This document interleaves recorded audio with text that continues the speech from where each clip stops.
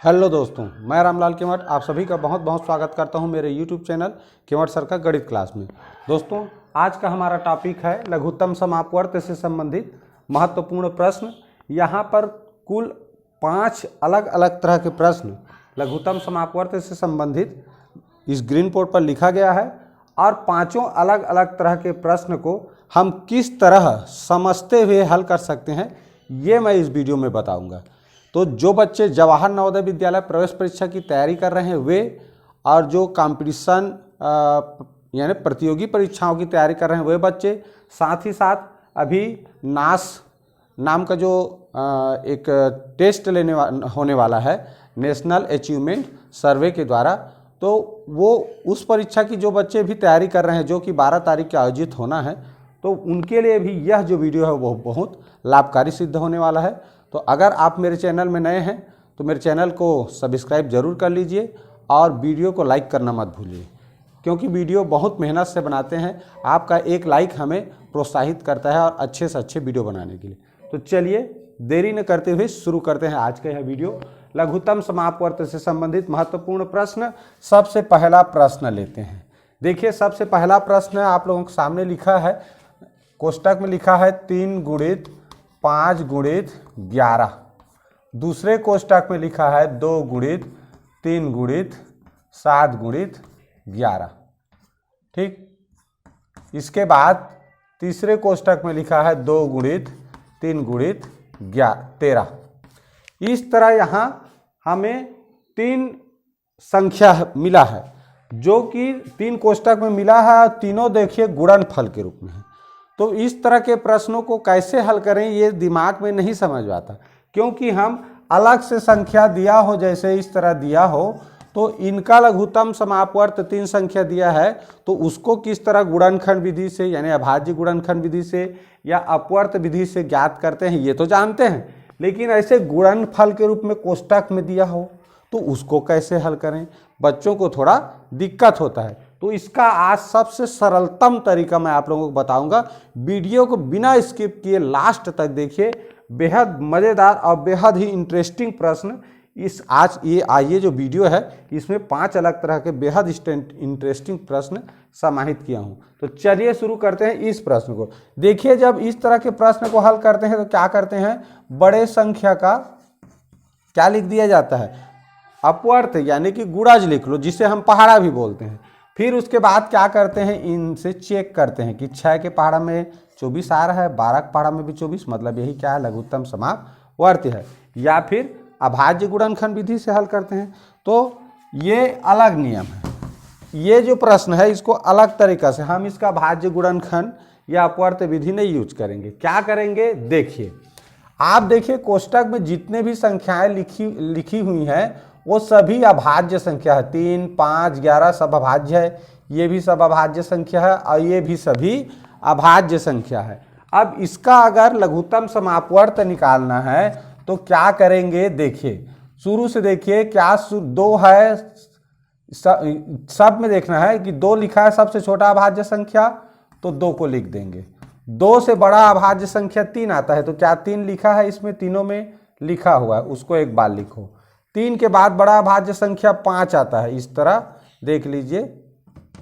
ठीक है, तो 3 के बाद बड़ा अभाज्य संख्या 5, तो 5 किसी न किसी कोष्टक में लिखा है, तो इसमें देखिए लिखा है, तो उसको लिखेंगे, यहाँ गुणा का चिन्ह करते जाएंगे।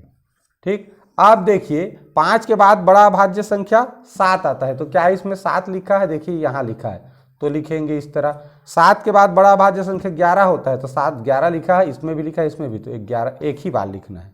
ठीक, अब 11 से बड़ा अभाज्य संख्या 13 है, तो इसमें 13 इसमें लिखा है, बाकी में नहीं लिखा है, तो इसको लिखना है। अब 13 से बड़ा अभाज्य संख्या क्या होता है, 17, तो 17 कहीं लिखा है क्या, नहीं लिखा है। अब देखिए यहाँ पर इसमें जितना भी अभाज्य संख्या लिखा हुआ है उसको हमें एक एक बार लिखना है, बस यही इसका आंसर होता है। और किस रूप में लिखना है, गुणनफल के रूप में। तो देखिए 2 हमने इसलिए लिखा क्योंकि तीनों जो संख्या है उसमें 1 में 2, 2 में 2 जगह में 2 लिखा है, तो हमें एक बार लिखना है। अब इसमें 3, तो 3 भी लिखा है, इसमें भी लिखा है, इसमें भी लिखा है। 5 भी देखें तो यहाँ लिखा है, 7, 11, 13। तो ये तीनों कोष्टक में जो गुणनफल के रूप में अभाज्य संख्या लिखा रहेगा उसको एक एक बार लिख देना है गुणनफल के रूप में, वही हो जाएगा उसका लघुत्तम समापवर्त। बहुत ही सरल तरीका है। हमको क्या करना है, सभी कोष्टक, जितने भी कोष्टक में अभाज्य संख्या गुणनफल के रूप में दिए हैं उनको देखेंगे, 2 से शुरू करना। 2 तो 2 लिखा है तो लिखा है तो लिखेंगे, नहीं लिखा रहेगा तो नहीं लिखेंगे। तीनों कोष्टक में जो अभाज्य संख्या दिया है उसमें से सबको एक एक बार गुणनफल के रूप में बढ़ते हुए क्रम में लिख देना है। देख लीजिए, छोटा अभाज्य संख्या पहले लिखे, फिर उससे बड़ा, उससे बड़ा। तो इस तरह जो 2 भी था, 3 भी है, 5 भी है, 7 भी है, 11 भी है और 13 भी, तो उसको गुणनफल के रूप में लिख देना है। यही हो जाएगा इसका लघुत्तम समापवर्त। बहुत ही सरल है। जैसे एक और उदाहरण छोटा सा दे दूं, जैसे 2 गुणित 7 गुणित 5 लिखा है, दूसरा में लिखा है 3 गुणित 11 गुणित 13 लिखा है, तीसरा में लिखा है मान लीजिए 17 गुणित 19 गुणित 29 लिखा है। इस तरह अब ये तीनों का लघुत्तम समापवर्त निकालना है। तो क्या करेंगे, शुरू से देखें। 2 लिखा है, 2 का कर दीजिए। 2 के बाद 3 अभाज्य संख्या होता है, 3 भी लिखा है, इसमें लिखा है। 3 के बाद 5 होता है, 5 भी लिखा है। ठीक, 5 के बाद 7 अभाज्य संख्या बड़ा होता है तो ये भी लिखा है। 7 के बाद क्या होता है, 11, तो 11 भी लिखा है। इसमें तीनों में से छांटना है। 11 के बाद क्या होता है, 13, तो 13 लिखा है, लिख दिए। 13 के बाद बड़ा होता है 17, तो 17 लिखा है, लिख दिए। अब उसके बाद 17 के बाद बड़ा होता है 19, 19 भी लिख देना है। 19 के बाद बड़ा होता है क्या, 23, 23 तो नहीं लिखा है इसमें, देख लीजिए कहीं पर नहीं लिखा है तो नहीं लिखना है। 23 के बाद 29, तो 29 लिख दीजिए। ठीक, इस तरह ये पूरा क्या हो गया, यही ये 3 जो कोष्टक में संख्या दिया है अभाज्य गुणनफल के रूप में, इसका हो गया ये लघुत्तम समापवर्त। तो इस तरह से बहुत ही आसानी से हम ऐसे प्रश्नों को हल कर सकते हैं जो अभाज्य गुणनफल के रूप में दिया हो। ये अभाज्य संख्याएं गुणनफल के रूप में दिए हैं तो उनको इस तरह एक एक बार उसको लिख देना है, जो तीनों में रहना चाहिए, और जो नहीं है उसको नहीं लिखना है। जैसे इसमें 19 के बाद 23 अभाज्य संख्या है तो तीनों में कहीं भी नहीं है तो उसको नहीं लिखे, जो है उसी को लिखना है। ठीक, चलिए पहला प्रश्न हो गया हमारा कंप्लीट। आशा है आप लोगों को ये समझ आ गया होगा। समझ नहीं आया होगा तो कमेंट के माध्यम से और पूछ सकते हैं। ठीक है, चलिए देखते हैं दूसरा प्रश्न। छोटी से छोटी संख्या जो 8, 9 व 12 से विभाजित हो। अब किसी संख्या से विभाजित हो, लिखा है कि 8, 9 व 12 से विभाजित हो। तो कोई भी संख्या जो विभाजित होता है, जैसे मैं कहूँ यहाँ 12 लिखा है, इसको 3 से विभाजित कर रहे हैं, तो ये 12 क्या कहलाता है, भाज्य है, और जिससे विभाजित करते हैं वो भाजक कहलाता है। अब मैं पिछले वीडियो में बताया हूँ कि को लघुत्तम समापवर्त जो निकालते हैं 2 या 2 से अधिक संख्याओं का, वो वास्तव में लघुत्तम समापवर्त जो संख्या होता है वो क्या होता है, वास्तव में भाज्य होता है। क्या होता है, भाज्य होता है। तो भाज्य प्राप्त करने के लिए क्या करते हैं, जो संख्या दिया गया है उन संख्याओं का लघुत्तम समापवर्त ज्ञात करेंगे। तो जो संख्या मिलेगा वो क्या है, उसका भाज्य है। ठीक, जो उन सभी से विभाजित होता है तो वही संख्या इसमें ज्ञात करने के लिए बोला गया है। पहला सबूत क्या है, छोटी से छोटी संख्या। और छोटी से छोटी संख्या वो क्या बोलते हैं, लघुत्तम। क्या बोलते हैं, लघुत्तम, यानी सबसे छोटी संख्या को लघुत्तम। तो यहाँ छोटी से छोटी संख्या लिखा है, इससे ये पता चलता है कि दी गई संख्याओं का क्या निकालना है, हमें लघुत्तम समापवर्त ज्ञात करना है। और ठीक है, तो वही चीज़ चलिए निकालते हैं। तो देखिए एक विधि, सम संख्या है, 2 चौक 8, और ये हो गया 2 से भाग नहीं जाएगा तो सेम टू सेम उतारना है, 2 छक्का 12। फिर देखिए 2 दूनी 4, 9 विभाजित नहीं हो रहा है इसलिए वैसे उतारेंगे, 2 तिया 6। अब देखिए 2 1 कम 2, 9 3। क्यों उतार दिए, क्योंकि 2 से विभाजित नहीं हुआ। अब देखिए 2 से विभाजित नहीं होगा इसमें से कोई भी अंक संख्या, तो अब 3 से, तो 3 3 9, 3 1 कम, और फिर हो गया 3 1 कम, हो गया। अब देखिए लास्ट 1 हो गया। अब इसका क्या करना है, हमको गुणा करना है, 2 गुणित 2 गुणित 2 गुणित 3 गुणित 3। 3 बार 2 है, 2 बार 3 है, 2 दूनी 4, 4 दूनी 8, 8 तिया 24, और 24 दिया कितना होता है 72। देख लीजिए 3 चौक 12, हासिल 1, 3 दूनी 6 1 7, तो ये हो जाएगा 72 इसका लघुत्तम समापवर्त्य। तो यही 72 वह संख्या है जो 8, 9 व 12 से पूरी विभाजित होता है, और इससे ऐसा कोई संख्या छोटा नहीं है, छोटा संख्या इससे और कोई संख्या नहीं है छोटे संख्या में, यानी 72 से किसी और कोई छोटा संख्या नहीं है 72 से कम जो कि 8, 9 व 12 से विभाजित हो सके। ये इस प्रश्न का अर्थ है। तो चलिए देख लेते हैं एक और तरीका इसका क्या रहता है। ये तो हो गया अभाज्य गुणनखंड विधि से लघुत्तम समापवर्त्य ज्ञात करना। दूसरा क्या बताया था कि 8, 9 व 12 ये 3 संख्याओं का हमें लघुत्तम समापवर्त्य ज्ञात करना है, क्योंकि छोटी छोटी संख्या पूछा है। तो उस स्थिति में बड़े संख्या का क्या करना चाहिए, पहाड़ा लिखना चाहिए। अपवर्त्य 12 एकम 12, 12 दूनी 24, 12 तिया 36, 12 चौक 48, 12 पंचे 60, 12 छक्का 72, 12 सत्ते 84, ऐसे करके अपवर्त्य लिख लेना है। और लिखने के बाद हमको दोनों संख्याओं का पहाड़ा पढ़ के देखना है कि कौन सा संख्या आ रहा है। तो देखो 8 एकम 8, 8 दूनी 16, 8 तिया 24, 8 चौक 32, 8 पंचे 40, 8 छक्का 48, 8 सत्ते 56, 8 अठे 64, 8 निया 72, ये आया 8 के पहाड़ा में। इधर का कोई संख्या नहीं आया। 9 के पहाड़ा में देखो 9 एकम 9, 9 दूनी 18, 9 तिया 27, 9 चौक 36 तो आया, लेकिन 8 के पहाड़ा में नहीं आया। 9 पंचे 45, 9 छक्का 54, 9 सत्ते 63, 9 अठे 72।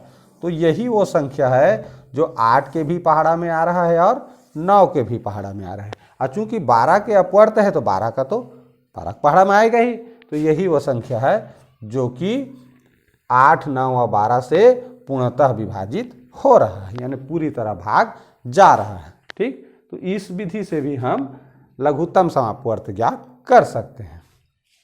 चलिए अगला प्रश्न की ओर चलते हैं। देखिए अगला प्रश्न लिखा है 4 अंकों की वह सबसे छोटी संख्या बताएं जो 5, 15 व 20 से विभाजित हो। यहां भी देखिए सबसे छोटी संख्या पूछा है, बताएं, लेकिन 4 अंकों की पूछा है। पिछला प्रश्न इस प्रश्न में अंतर क्या है, इसमें सबसे छोटी संख्या पूछा था, शर्त नहीं था कि कितने अंकों की बताना है। यहां पर शर्त यह है कि सबसे छोटी संख्या तो बताना है जो 5, 15 और 20 से विभाजित हो, लेकिन वो छोटी संख्या 4 अंकों की होना चाहिए। तो चलिए देखते हैं इस तरह के प्रश्न को कैसे हल करते हैं। तो सबसे छोटी संख्या पूछा है, तो ये तो तय हो गया कि हमें पहले लघुत्तम समापवर्त्य ज्ञात करना है। चलिए किसका किसका ज्ञात करना है, 5, 15 और 20 का। देखिए 2 से विभाजित होगा तो 2 से विभाजित 5 तो नहीं होगा, 15 भी नहीं होगा, लेकिन 20 होगा, तो 2 20। अब यहाँ देखें तो 5 भी नहीं होगा 2 से, 15 भी नहीं होगा, लेकिन 2 5 6 10, ये तो हुआ ना। तो जो भी 2 सबसे पहले छोटे अभाज्य संख्या से भाग करना है, चाहे एक भी संख्या भाग जा रहा है तो उसको करेंगे, और जो नहीं भाग जा रहा है उसको सेम टू सेम नीचे उतारते जाना है। ठीक है, अब इस तरह देखिए सभी विषम संख्याएं बन गई। तो अब देखो आप लोग सोच रहे होंगे कि 5 से तो जा रहा है, तो इससे पहले 3 से भी जा रहा है, तो 3 से करेंगे। तो 3 से तो नहीं गया, 5 ये गया, 3 5 6 15 हो गया। आप करेंगे 3 से ये नहीं जाएगा, 5 से जाएगा, तो 5 1 कम 5, 5 1 कम 5, 5 1 कम 5। देखिए सब नीचे 1 हो गया। अब हमको क्या करना रहता है, इन अभाज्य संख्याओं का को गुणनफल के रूप में लिखना रहता है इस तरह। अब देखिए 2 दूनी 4, 4 का गुणा 3 से, 4 तिया 12, 12 का गुणा 5 से, 12 पंचे 60। तो इस तरह क्या मिला हमको, लघुत्तम समापवर्त्य 5, 15 व 20 का लघुत्तम समापवर्त्य मिला 60। कितना मिला, 60। तो ये तो 2 अंकों की संख्या है। ठीक है, ये 2 अंकों की संख्या है, जबकि प्रश्न में पूछा है 4 अंकों की संख्या।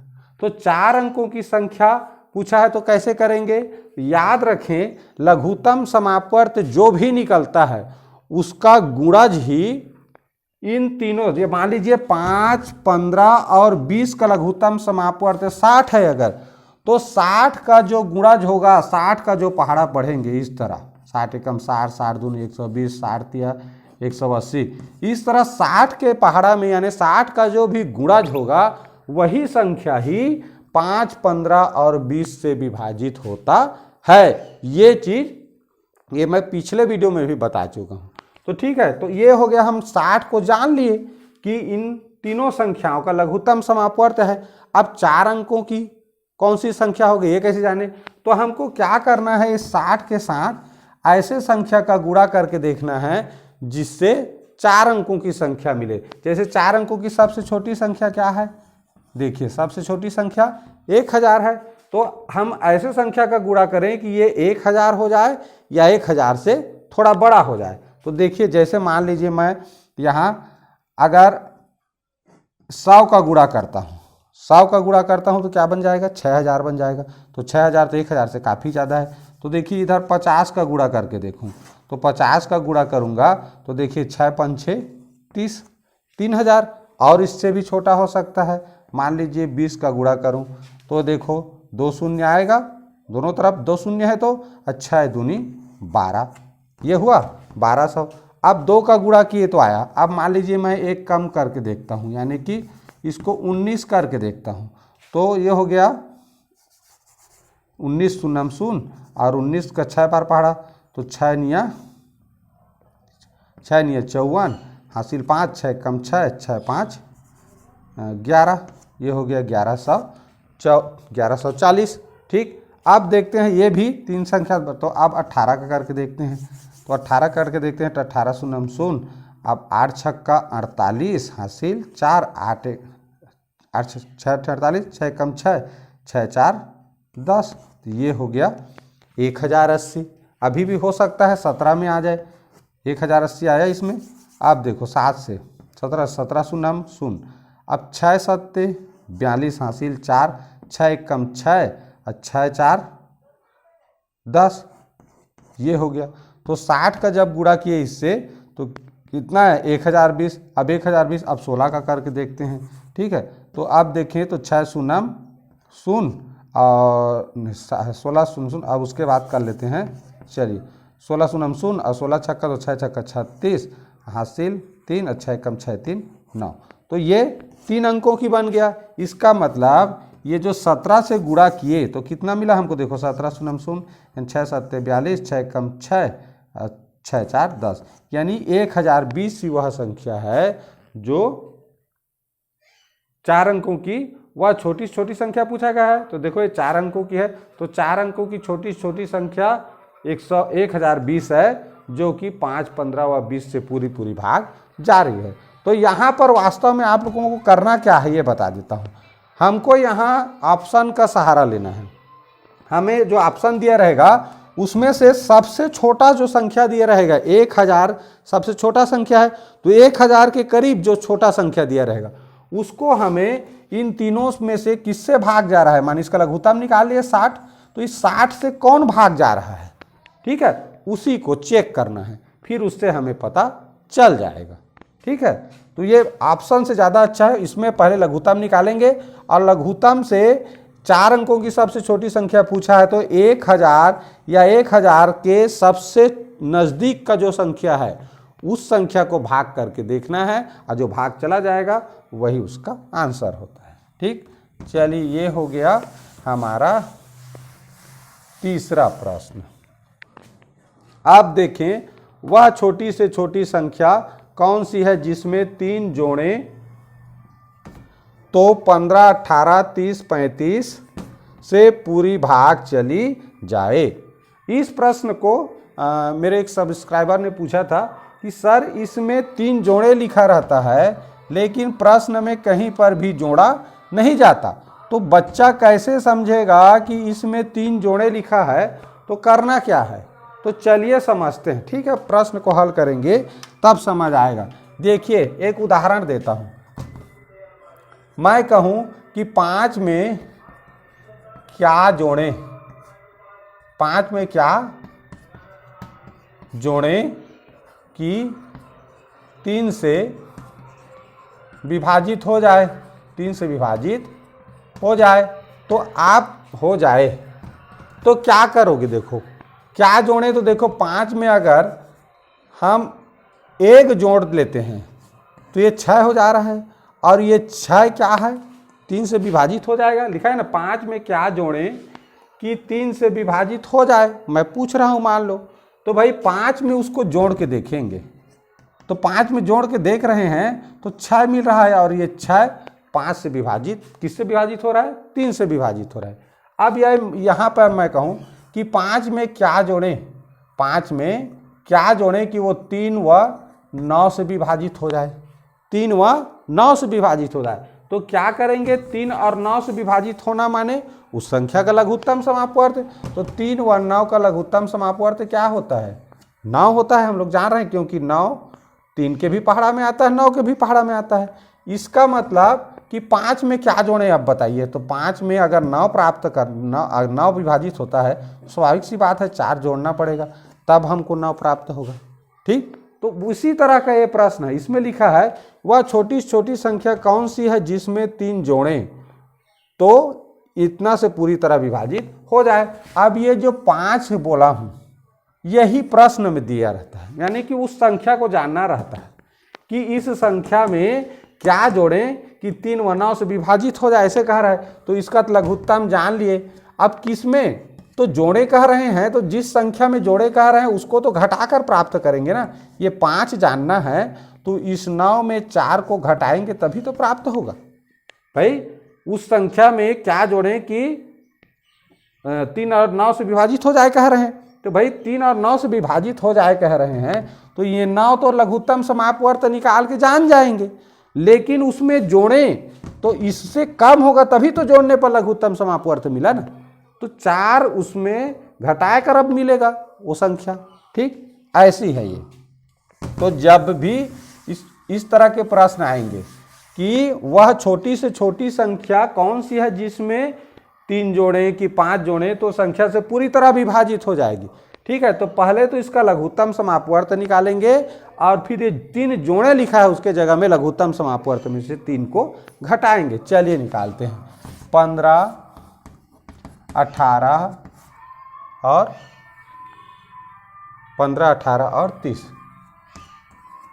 चलिए इसका निकालते हैं लघुत्तम समापवर्त। 2 से देखिए जाएगा, 15 तो नहीं जाता, 2 × 18, 2 × 15 30। फिर 2 से नहीं जाएगा, 3 से, 3 × 5 = 6, 3 × 3 = 3 × 5 = 6। अब 3 से जा रहा है, 3 1 कम। इसको क्यों नहीं किए? क्योंकि ये 5 से जाएगा, 3 से भाग नहीं होता। अब देखिए 5 1 कम, 5 1 कम। हमें क्या मिला? 2 × 3 × 3 × 5 ये मिला। अब इसको क्या करेंगे? गुणा करेंगे। 2 × 3 = 6, 6 × 3 = 18, 18 × 5 = 90। तो ये वो संख्या है जो 15, 18, 30 व 45, सॉरी यहाँ 45 भी है इस तरह। तो इसका भी अगर निकालेंगे तो 90 ही आएगा। किस तरह 90 आएगा? जैसे 2 से किया था इसको 45 कर देते हैं। अब यहाँ पर 3 से करेंगे तो ये हो जाएगा 15। अब इस तरह हो जाएगा, 3 से भाग करेंगे तो इस तरह 5 6, अब इस तरह 1 और आएगा। ठीक, तो यहाँ पर कुल मिला के इतना ही प्राप्त होता है।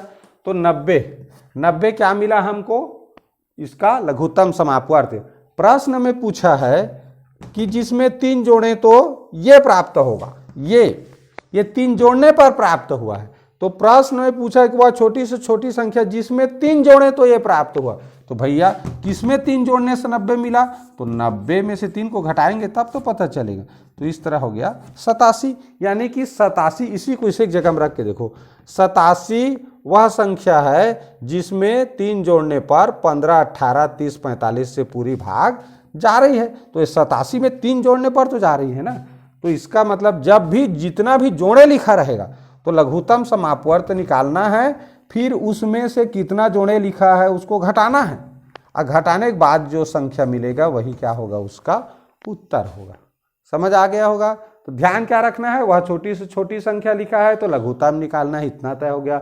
जितना भी जोड़े लिखा रहेगा उसका उल्टा काम करना है, उसको घटाना है, और घटाने के बाद जो संख्या मिला वो होगा उस प्रश्न का आंसर। चलिए अब देखते हैं। तो हाँ, आज के इस वीडियो का अंतिम प्रश्न देख लेता हूँ मैं। चलिए ठीक, सबसे छोटी संख्या बताएं जिसे 6, 9, 12, 15 से भाग देने पर प्रत्येक मामले में 2 शेषफल बचता है। अब यहाँ पर भी इसको ध्यान देना है। देखिए छोटी छोटी संख्या लिखा है तो यहाँ लघुत्तम निकालना है, ये तो तय हो गया। 6, 9, 12 और 15। ठीक, देखिए 4 संख्या है, चले निकालते हैं। 2 तिया 9 नहीं करता, 2 छक्का 12, 15 भी 2 से विभाजित नहीं होता। 2 से विभाजित होने वाली संख्या क्या है? 6 है। 2 तिया, अब बाकी ये 3 संख्या 2 से विभाजित नहीं हो रहा है। अब 2 से विभाजित होने वाली कोई संख्या नहीं है। कैसे हम जाने? क्योंकि एक भी सम संख्या नहीं है। 3 से देखें, 3 एक काम, 3 तिया, 3 एक कम 3, 3 पंचे 15, फिर 3 से 3 एक काम, और 5 तो विभाजित नहीं होगा। अब ये 5 से होगा, तो ये हो गया 5 एक कम 5। क्या मिला हमको गुणनफल? 2 गुणित 2 गुणित 3 गुणित 3 गुणित 5। चलिए हल करते हैं। 2 दूनी 4, 4 का गुणा 3 से 4 तिया 12, 12 का गुणा 3 से 12 तिया 36, और 36 का गुणा 5 से कर लेते हैं। तो 5 छक्का 30, हासिल 3, 5 तिया 15, 15 3 18, यानी कि 180 क्या हो गया हमारा? 6, 9, 12, 15 का लघुत्तम समापवर्त। अब प्रश्न को पढ़ो, क्या कह रहा है प्रश्न? सबसे छोटी संख्या बताएं जिसे 6, 9, 12, 15 से भाग देने पर प्रत्येक मामले में शेष बचेगा। तो शेष कब बचता है? जब कुछ एक्स्ट्रा हो, अधिक हो। ठीक है, जो ज़्यादा है वही शेष बचता है। तो यहाँ पर 180 से में अगर यही जो शेष फल है 2 को जोड़ दें तो ये क्या बन जाएगा? 182। अब आप 6, 9, 12 से भाग दोगे तो 180 तो कट जाएगा, विभाजित हो जाएगा। अगर 2 यानी कि 182 रहेगा तो हमेशा 2 शेष फल बचेगा ही, क्योंकि ये उसके ये जो 4 संख्या दिया गया है उसके लघुत्तम समापवर्त से 2 अधिक है, और जो अधिक रहेगा वो शेष फल के रूप में बचता है। तो यहाँ पर क्या सीखे कि जब भी शेष फल बचे, ऐसा लिखा है, एक शेष फल बचे ना, 4 संख्या दिया है, अब उससे भाग करें तो 2 बचता है, हर स्थिति में बचता है। तो वहाँ पर वो बच रहा है, इसका मतलब उसके लघुत्तम समापवर्त से 2 अधिक है वो। इसका मतलब उस लघुत्तम समापवर्त निकाल के 2 जोड़ दो, तो यही क्या हो जाएगा? आंसर। तो इसका सही आंसर क्या है? 182। तो जब भी 4 संख्या दिया है, 5 संख्या दिया है, अब उसमें एक संख्या हर स्थिति में शेष बच रहा है या हर मामले में बच रहा है, ऐसा लिखा है, तो लघुत्तम समापवर्त निकालेंगे दी गई संख्याओं का और उसमें उस शेष फल को जोड़ देंगे, तो हमें उसका आंसर मिल जाएगा। ठीक है, तो ये रहा हमारा आज के 5 अलग अलग तरह के प्रश्नों का सॉल्यूशन। आशा है आप लोगों को वीडियो अच्छा लगा होगा। ठीक है, तो अगर वीडियो अच्छा लगा होगा तो कृपया लाइक करना मत भूलिए, और चैनल में नए हैं तो सब्सक्राइब तो कर ही लीजिए। जो बच्चे नास की तैयारी कर रहे हैं, नवोदय विद्यालय की तैयारी कर रहे हैं, या अलग अलग विभिन्न प्रतियोगी परीक्षाओं की तैयारी कर रहे हैं, तो मेरे चैनल से जुड़े रहिए। आपको गणित के बेसिक वीडियो बहुत ही सरलतम शब्द में और समझाते हुए बताएंगे अपने चैनल में। और आपके आसपास जो भी बच्चे नवोदय विद्यालय की तैयारी कर रहे हैं उन तक यह वीडियो पहुंचाने का जरूर कष्ट करें। पूरा वीडियो देखने के लिए बहुत बहुत धन्यवाद।